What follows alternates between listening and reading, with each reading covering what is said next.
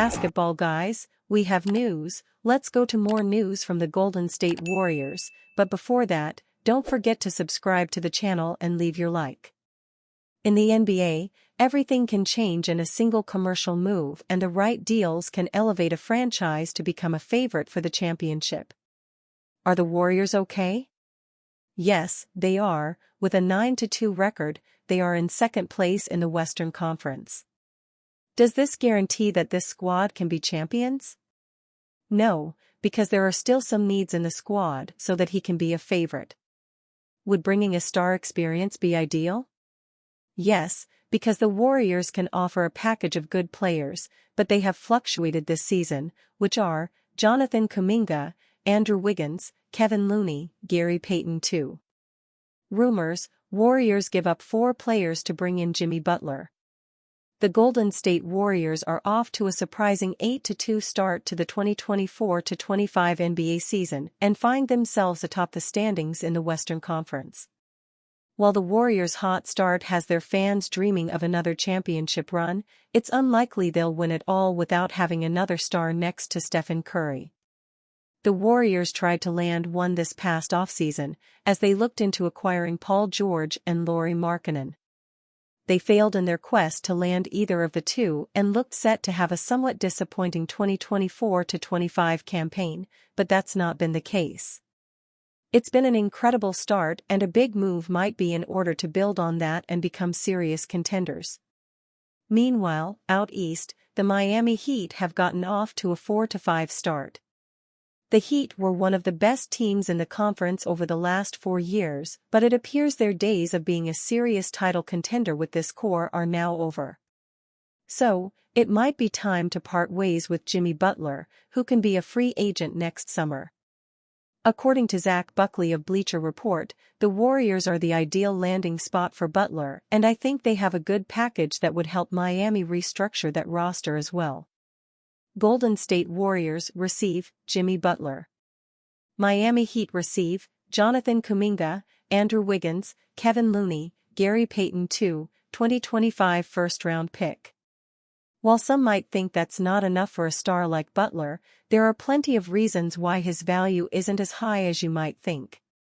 For starters, he can leave in free agency next year by opting out of his player option. Secondly, Butler is 35 years old and has a bit of an injury history.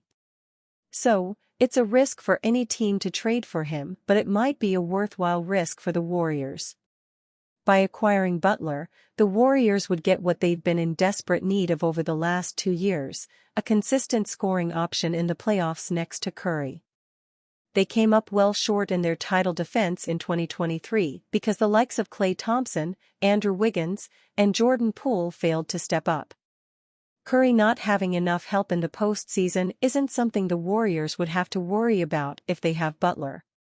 He averaged 27.1 points, 6.8 rebounds, 5.3 assists, 1.9 steals, and 0.6 blocks per game over his last 2 playoff runs with the Heat. Butler hasn't gotten off to a great start this season, with averages of 16.1 points, 4.8 rebounds, 4.9 assists, 1.5 steals, and 0.3 blocks per game, but he has shown by now that you can rely on him to take things up a notch come the playoffs. He also remains a good defender and would form quite the defensive duo with Draymond Green. My big concern is the injuries, and Butler is currently out with an ankle injury, but I think it's a risk the Warriors have to take. As great of a start as this is, they absolutely need another star next to Curry if they want to win another title. The Warriors are giving up a lot of solid pieces to acquire Butler here as well, but they are one of the deepest teams in the NBA. Head coach Steve Kerr has struggled to give minutes to everyone, and this would solve that small problem as well. It isn't often that a trade goes down as a win-win, but this one might well be it. For the Warriors, it maximizes their chances of winning a championship in Curry's final years in the NBA. They avoid losing established players like Green and Buddy Hield in this move and also retain promising youngsters like Brandon Podziemski and Tracy Jackson-Davis. You could argue they should wait to see if someone like Giannis Antetokounmpo becomes available, but I don't think they have the assets to land him. Even if they do somehow get it done, their roster would have been completely gutted, and that's not ideal. I don't think Butler guarantees them a title, but he does give them a decent shot at winning. For the Heat, this move allows them to build a team that fits Bam Adebayo's timeline. They're not going to be competing for the title this year with Butler, and moving him on to be in a better position a couple of years down the road might well be the way to go. Draymond Green claims Klay Thompson ghosted Stephen Curry before first-ever matchup as rivals. Draymond Green reveals that Klay Thompson involuntarily fired Stephen Curry up for the Warriors vs Mavericks matchup because of ghosting. The Golden State Warriors defeated the Dallas Mavericks 120-117 last night in Klay Thompson's return to the Bay Area after leaving the Warriors for the Mavs this summer. Klay got to see Stephen Curry take over a game firsthand and steal the win from the Mavericks. Draymond Green revealed on his podcast to Baron Davis that Klay got Curry fired up for the matchup because Klay didn't respond to Steph after the Warriors' point guard tried to get in touch with his former teammate of 13 years. Steph was supposed to speak before the game. He was like, "Yeah, I called Raymond and told him I'm not speaking. I just need to lock in on the game, so I ain't even speaking, and I talked to Klay about it." He tried to check in with Klay on something else, and Klay ghosted him. And he got pissed. And here we go. Here we go. Locked in. After the Warriors vs Mavericks game, Draymond even spoke about how hard it is to keep in touch with Klay due to the personal nature of his former teammate. As far as keeping in touch, you ever tried to keep it in touch with Klay? It's a very one-sided thing. The love is there, the relationship is there.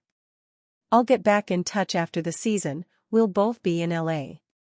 We'll kick it and spend some time together, but I'm not adding more gray hairs to myself just trying to chase Klay down. Warriors lose new starting guard to sprained ACL. DeAnthony Melton will miss Friday's game against the Memphis Grizzlies with a concerning injury to his knee.